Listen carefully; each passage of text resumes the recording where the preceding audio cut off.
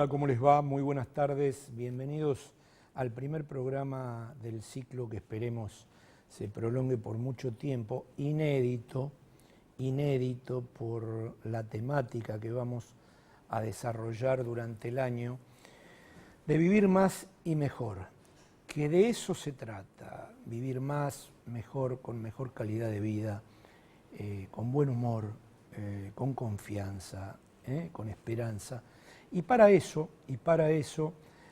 era necesario un viejo proyecto que veníamos rumiando hace mucho tiempo con el que gestó la idea de esto, que lo voy a presentar ahora, y hacer un programa de excelencia, con invitados de excelencia, pero fundamentalmente para usted, ¿sí? No un programa cartonado, no un programa cientificista, sino un programa científico, pero para usted.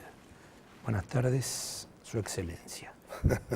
Doctor Jorge Gori, un verdadero placer, y un verdadero placer que me imagino que vas a hacer alguna referencia al respecto, que en los 150 años del Hospital Alemán el Instituto de Oncología haya tenido, vos mediante, esta idea de acercarse a la gente.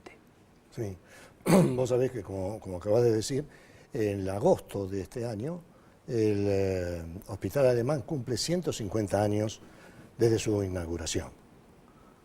Es mucho tiempo para estar en un país, desarrollarse, crecer, y más en cuenta si tenemos que hace 200 años que se declaró nuestra independencia, o sea, que viene estando en el país desde sus inicios. Y eso se debe a muchas cosas, a muchos factores. Primeramente a una gran vocación, a saber lo que se quiere hacer, a proyectarse en el futuro, ir creciendo y modificándose de acuerdo a cada tiempo, a cada modalidad.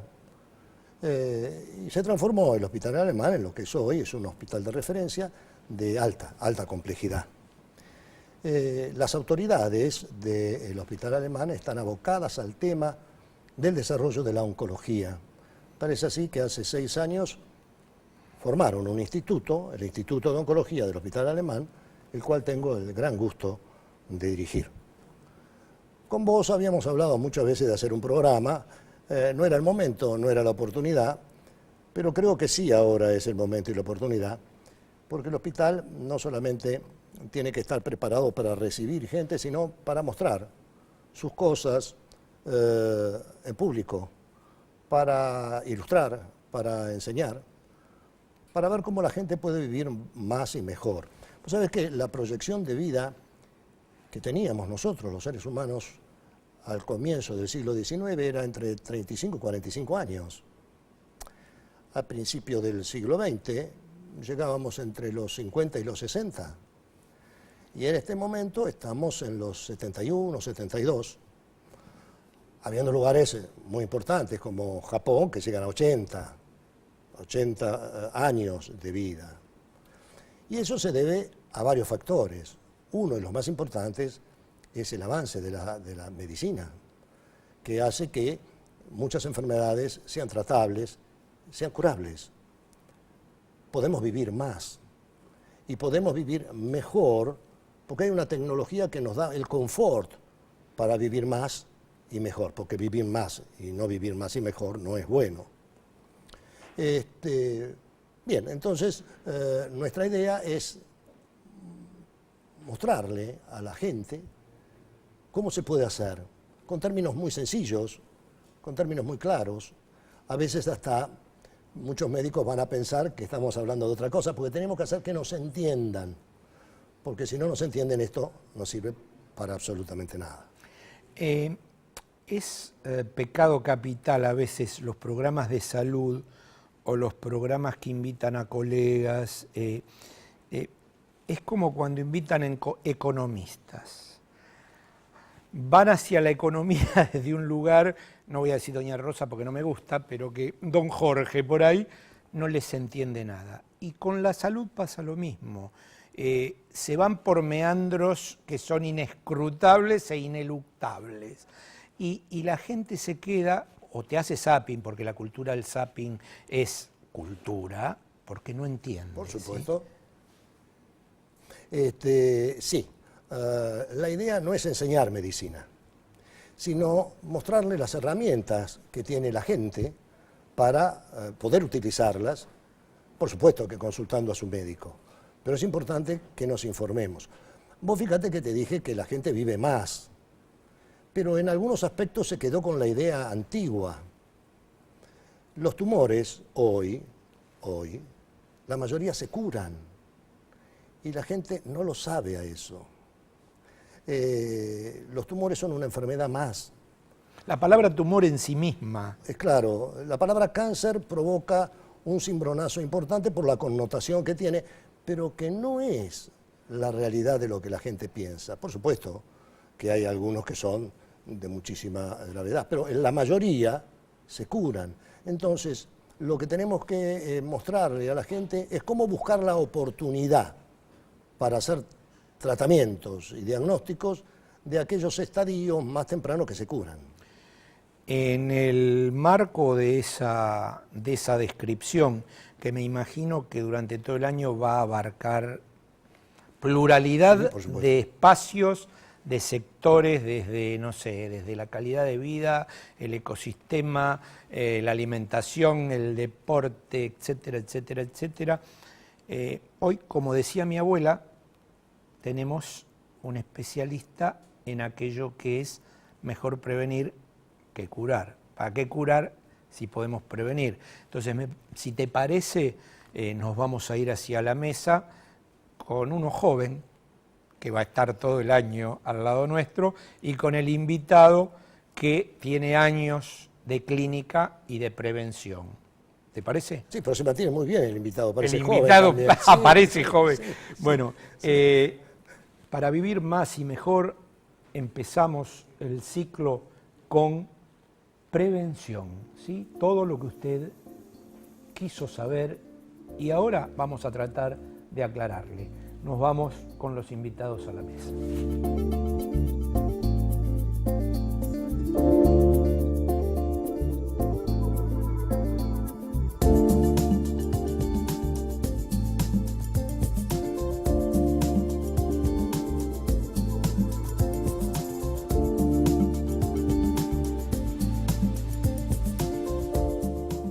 Bueno, como dijimos antes de cederle a Jorge y a Lucas el comienzo del programa en sí, del ciclo en sí, le quiero mandar un fuerte cariño, un beso grande a mi mujer, a la doctora Patricia Parra, que está mirando el programa y que seguramente va a apoyar en toda su dimensión lo que hagamos aquí, críticamente como siempre. Para vos, Patricia. Herr Doctor. Bueno, lo más interesante ahora es presentar a nuestro invitado, pero antes de presentar al invitado, quiero presentar al coordinador general del Instituto de Oncología, con el cual trabajamos permanentemente juntos. Toda nuestra estructura directiva está hecha entre él y yo. En realidad, él trabaja más que yo, porque los jefes trabajamos menos que los coordinadores. O sea que es el responsable prácticamente de la mayoría de las cosas que hacemos. Lucas. Lucas es profesor adjunto de cirugía general, es el coordinador del instituto y además se dedica muchísimo a la cirugía de trasplante hepático y enfermedades oncológicas de hígado, vías biliares y páncreas. Lucas, ¿por qué no presentás a nuestro querido invitado? Bueno, contentos, inicialmente muy contentos de hacer un programa como el que veníamos planeando, de hacer algo bien científico y sencillo para la gente, y se nos ocurrió invitar nada más y nada menos que a Hugo Catalano, profesor de la Facultad de la Universidad de Buenos Aires, y en este momento, ya desde hace varios años, ¿cuánto hace? 20, 25 años, 20 años que estás de jefe de clínica médica del Hospital Alemán. Así que bienvenido, Hugo, y la idea es que nos cuentes un poco qué es la prevención en oncología, ¿no? ¿Qué es el tema de hoy? Tomando la idea que estaban desarrollando hace un momento, la idea que yo voy a contar es lo mismo que hago con mis pacientes. Y le voy a contar a usted que nos está escuchando qué es prevención. Bueno, yo muchas veces le digo a la gente, prevención en el diccionario de la Real Academia significa anticiparse a algo. habitualmente es anticiparse a algo desagradable. Esa es la connotación que tiene el término prevención. Y el cáncer no es algo agradable, así que viene muy bien empezar a hablar de prevención del cáncer. Sería, ¿qué medidas podemos tomar para evitar tener un cáncer? Y la prevención se puede clasificar, digamos, de diferentes maneras. Uno desearía eliminar el cáncer, que no haya cáncer. ¿Qué medidas se pueden tomar para que no haya cáncer? Muy poquitas, pero las hay. Por ejemplo, no fume, no tome excesivamente sol, tenga una vida sana. Esto es complicado, ¿no? Es decir, una dieta sana, aburrida, como dice Lu. No se estrese. No se estrese, haga actividad física. Hay controversia respecto a esto, pero hay quienes dicen que la actividad física arreglada previene algunos tipos de cáncer. Hágase controles. O sea, lo primero que yo le digo a los pacientes, no vengan mucho, pero se tienen que hacer controles, sí se tienen que hacer controles. Lo que le tienen que preguntar y me tienen que preguntar es qué controles se tienen que hacer y cuáles son los beneficios y cuáles son los problemas que le pueden traer los controles. Este es un poco, digamos, el contexto en el que yo pongo las consultas de prevención con mis pacientes. Muchas veces la gente cree que prevención es todo, que se puede prevenir todo, y no es así. Y hay que enseñarles que hay cosas que se pueden prevenir y otras que son imposibles hacerlo. Por eso la idea de los chequeos, yo me hago un chequeo y ya con eso ya tengo solucionado el año. No, no tiene solucionado y casi nada, muy poquito tiene solucionado. Entonces, lo importante es mostrarles realmente qué significa prevenir. Y en medicina tenemos distintas definiciones: prevención primaria, secundaria, terciaria y cuaternaria. ¿Por qué no le explicamos a la gente con términos fáciles qué es prevención primaria? Prevención primaria era lo que me refería recién. Por ejemplo, no fumar es prevención primaria. Es decir, evita un cáncer, el cáncer de pulmón. Lo evita porque es la causa. Pero y no tomar sol excesivamente previene un cáncer de piel tan grave como el melanoma, por ejemplo. La gente cree que no. No, sí, bueno, creo que puedo decir también, me debe estar escuchando mi esposa, que es dermatóloga. Debe estar muy contenta con esto que digo, porque realmente creo que es una lucha importante que tienen Pero hubo una connotación. Sí. No fumar evita todos los cánceres de pulmón. No. Bueno, esto es, a ver, hay un periodista internacional que dice que la medicina no es una compañía de seguros, ¿no? Es decir, si uno quiere estar seguro, hay que sacar un seguro, no ir al médico. Entonces, lo que nosotros podemos bajar son los riesgos. Y acá viene, si querés, y lo engancho con lo que es prevención secundaria. La prevención secundaria es buscar factores de riesgo que a uno lo predispongan, a una persona la predispongan a tener cáncer, para focalizarnos en el cáncer, ¿no? Podríamos focalizarnos en el colesterol, en la diabetes, pero me parece que este tema es el cáncer. Entonces, en la prevención secundaria tenemos que saber que lo que buscamos es encontrar una enfermedad que todavía no existe. ¿Sí? Hay un factor que la puede provocar. Entonces, yo le digo siempre a la gente, usted tiene que tener claro que usted me tiene que pedir a mí que yo le explique qué voy a buscar. Y después de que lo encuentre, ¿qué voy a hacer con usted? Porque si usted no está de acuerdo con lo que yo le voy a proponer hacer, no busquemos nada. Estos serían los famosos chequeos. Los famosos chequeos. Puede ser, por ejemplo, bueno, para no entrar en un tema complejo, pero la genética es uno de ellos. Por ejemplo, buscar y hacerse todo el estudio genético. Bueno, la pregunta que usted le tiene que hacer a su médico es, después de hacer el estudio genético, ¿qué me voy a tener que hacer? ¿Voy a tener que cambiar mi estilo de vida? ¿Voy a tener que cambiar mi comida? ¿O me voy a tener que operar?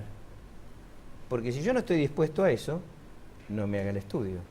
Entonces la prevención secundaria, tratando de contestar eso que decías vos, Jorge, recién, es la detección de factores de riesgo que pueden llevar a una enfermedad. Pero para eso hay que empoderar al paciente, darle el poder de que decida si quiere buscarse o no ese factor de riesgo. Para eso hay que tener transparencia. Y transparencia significa que nos tienen que preguntar y nosotros tenemos que decirle a qué se exponen con los estudios que les vamos a hacer, porque después de los estudios vienen los tratamientos. La prevención terciaria tiene... Espera. Sí. Antes Paro que avances. Sí. Algo que te preguntó Jorge y que me parece clave para entender algunas cosas, más allá de que con el correr del año seguramente lo vamos a trabajar. el paciente que viene y te dice, bueno, un pariente, un amigo, mi viejo murió de cáncer de pulmón y no fumaba. Sí. ¿Qué se le dice?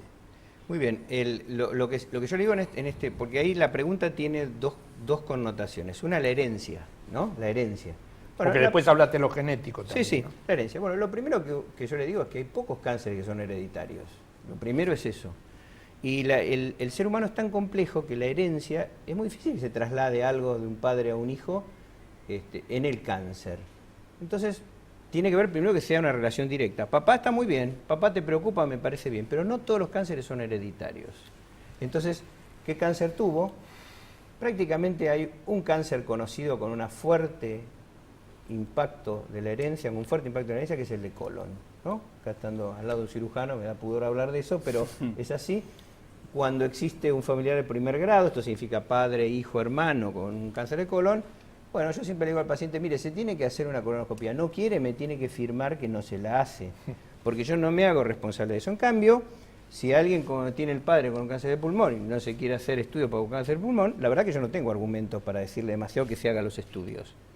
A no ser que sea fumador. A no ser que sea fumador, pero en ese caso, ahí viene siempre la broma que yo le hago. En vez de venir al médico, deje de fumar. Claro. Porque en realidad es eso lo que tiene que hacer para prevenir el cáncer de pulmón. Y en esto que decís es muy importante que uno tenga la responsabilidad de averiguar de qué murió su papá, su mamá, su abuelo. Muchas veces uno va a la consulta y Sí, dice... pero ese va a ser otro tema. Yo, para que nos entiendan, a ver si están de acuerdo. Atención, prevención primaria sería evitar, o los métodos que existen para evitar que aparezca un cáncer. Una vacuna, dejar de fumar, etcétera. Evito que aparezca un cáncer. Secundaria es hacer un diagnóstico lo más precozmente posible para poder hacer una terapéutica lo menos agresiva posible y lograr la mayor curación posible. ¿Estamos de acuerdo? Entonces, la prevención primaria es en aquellos casos que podemos evitarlo. La prevención secundaria es en aquellos que podemos diagnosticarlo cuando es muy chiquito. ¿Y la terciaria? Antes de la terciaria, Sí. Alejandra de Belgrano felicita por la propuesta de este nuevo programa. Su padre fue atendido en el hospital alemán y fue excelente. Elvira de Bursaco, el programa es excelente. Hablan de una manera con un idioma que se entiende y más a mis 80 años. ¿Nada más? Bien, terciaria. Yo quería hacer una acotación previa Sí. a la terciaria. Es lo siguiente. Sería una pregunta de ¿todos los cánceres se pueden prevenir? Cuando hay un cáncer fulminante no hay nada que prevenir, porque son enfermedades de muy rápida evolución. Y después, como decía Jorge, Pero no son la mayoría. que no son la mayoría, de ninguna manera, son la excepción. Son los que hacen más ruido, los que nos preocupan. Cuando empezamos a crecer, empieza la gente a tener problemas y muchos pacientes consultan porque tienen el amigo o el amigo del amigo que le pasó tal cosa, entonces vienen preocupados por el cáncer. Esto es habitual en la consulta clínica. Pero lo cierto es que lo que decía Jorge pertenece a un grupo de cánceres, que por suerte son unos cuantos, particularmente el útero, la mama y el colon, en donde si se captan, si se detectan precozmente, tienen tratamiento primero. Los tratamientos son mejores que la enfermedad y por lo tanto vale la pena pesquisarlos, rastrearlos, buscarlos. No pasa esto con todos los cánceres. No, pero eso tiene alta chance de curación. Eso tiene alta chance de cursar. Hay cánceres, sin embargo, que, y esto también yo se lo digo a la gente, que son de muy larga evolución. Entonces nos van a matar a los 85 años, los diagnostiquemos o no ahora. Entonces lo único que ganamos, y esto yo siempre se lo digo a la gente y lo entiende, lo único que ganamos son años de enfermedad. Porque en realidad, por más que lo detectemos ahora, el cáncer nos va a matar igual a los 85 años. Y ahí lo importante no es que el médico tome la decisión, lo importante es que el paciente sepa y tome la decisión si se va a hacer o no la búsqueda de ese cáncer. La prevención terciaria es la que decía Jorge. El cáncer ya no mata a la gente, sino que la gente no solo se cura, sino que vive como una enfermedad crónica el cáncer. Y la prevención terciaria no es nada más ni nada menos que la prevención de las complicaciones de las enfermedades. Por ejemplo, un diabético se hace prevención terciaria. ¿Por qué? Porque ya tiene la enfermedad, no la puedo evitar, no la puedo no la puedo curar, entonces tengo que evitar las complicaciones. Con el cáncer pasa lo mismo. Entonces la prevención terciaria del cáncer tiene que ver, nosotros en el instituto tenemos una médica clínica que se ocupa justamente de estos temas. ¿Por qué? Porque los pacientes viven y viven más y mejor y pueden tener complicaciones. Una prevención es evitar que tengan complicaciones graves. Cosa no menor. Digamos, Porque, garantiza la calidad de vida. Claro, que garantiza la calidad de vida. Es decir, un cáncer tratado bien, adecuadamente, sin efectos colaterales, es una enfermedad amigable. Lo que tenemos que tratar de hacerle entender a la gente que es una enfermedad más, no es el cuco de la medicina.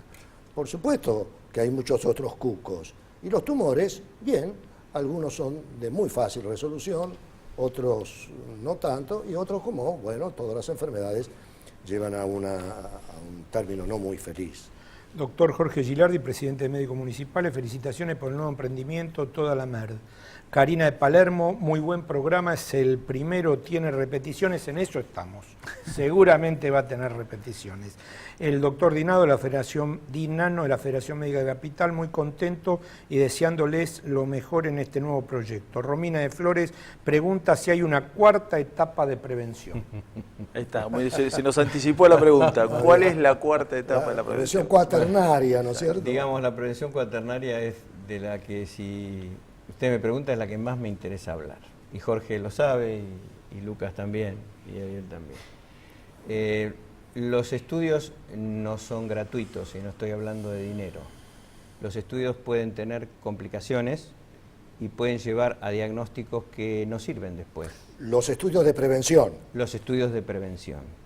Entonces existe una prevención que se llama prevención cuaternaria, que en realidad es estar alerta, y a usted que consulta a su médico debe preguntarle a su médico qué estudio le va a hacer y por qué se lo va a hacer, y buscando qué, porque los estudios pueden provocar problemas, y la prevención cuaternaria, en realidad definida científicamente, son las medidas que se toman para evitar los daños que en un sano pueden provocar estudios buscando enfermedades que no tiene. O sea, la prevención es evitar los daños de la prevención. Exactamente. Acá hay un contrato implícito con el enfermo, que es curarlo. El contrato con el sano es no dañarlo. Entonces, cuando alguien viene a buscar prevención, nos tiene que preguntar, esto es responsabilidad suya, el que nos escucha, nos tiene que preguntar para qué le vamos a pedir los estudios que le proponemos. Y esos estudios, ¿qué van a dar? Y una vez que se den esos resultados, ¿qué va a hacer, doctor, con esos resultados? Todo eso... Y los riesgos que tienen esos estudios. Exactamente. Todo eso es empoderar a la gente y llegar a una frase final que yo quiero decir, que es tomar una decisión compartida. Mire, usted es especialista en usted mismo, yo soy especialista en medicina. Tenemos que tomar una decisión compartida y, en definitiva, la decisión es suya, no es nuestra. Está bien, está muy bien. Bueno, nosotros te agradecemos mucho tu participación, por supuesto que es nada más que introductoria, después vamos a tener que ir hablando mucho más de este tema, pero en forma más específica. Luquita ya quería entrar en lo específico, pero vamos a dejarlo, porque lo específico necesita un tiempo aclaratorio, previo, de lo que vamos a hablar. Lucas, ¿qué conclusión te parece que podemos tener de este primer encuentro con la gente? Bueno, a mí me parece que bueno, el feedback que hemos tenido, que la gente sepa que puede preguntar de lo que quiera, punto uno y principal. En segundo lugar,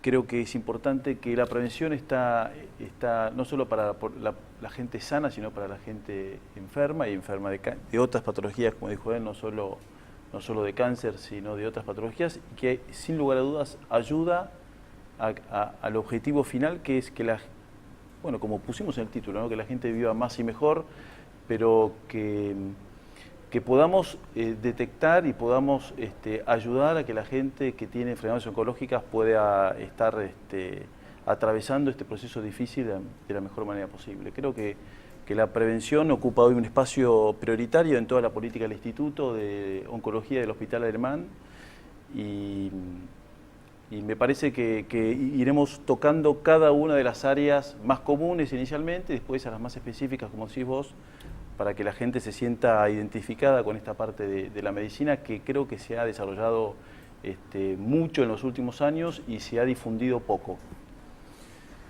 Vos sabés, Ariel, que una de las intenciones nuestras es hablar fácil.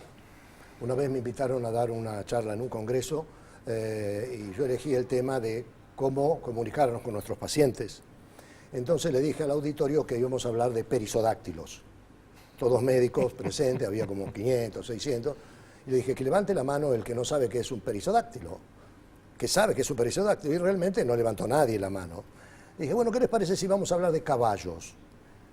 Levante la mano, ¿quién no sabe qué es un caballo? Y tampoco nadie la levantó. Digo, perisodáctilo y caballo son sinónimos. Entonces los médicos estamos acostumbrados a hablar a nuestros pacientes con el término de perisodáctilo y le tenemos que hablar con el término que entiende, porque la gente no es tonta, lo entiende. Lo que pasa es que a veces nosotros no sabemos traducirlo, no sabemos expresarlo. Y la idea de este programa es, además de decirle qué es lo que tienen que hacer para vivir más y mejor, decírselo con la mayor facilidad posible. Creo que quedó claro. Gracias, Hugo, por haber venido. No va a ser la última vez. Bueno, usted se va en running. Usted va entrenándose, porque el doctor se va a ir y usted se va a tener que quedar ahí donde está el doctor. Falta un minuto. Yo quiero agradecer realmente a la gente de la dirección, a la gente que maneja el Hospital Alemán por esta idea. Porque me parece que sin esto, digamos, sin el background, hubiera sido poco menos que imposible llevar a cabo esto que nosotros pensamos que para usted va a ser vivir más y mejor. El programa que viene comenzamos con prevención en el cáncer de mama. Que la pase muy bien, fue un placer que nos dejara entrar en su casa. Nos volvemos a encontrar el próximo lunes.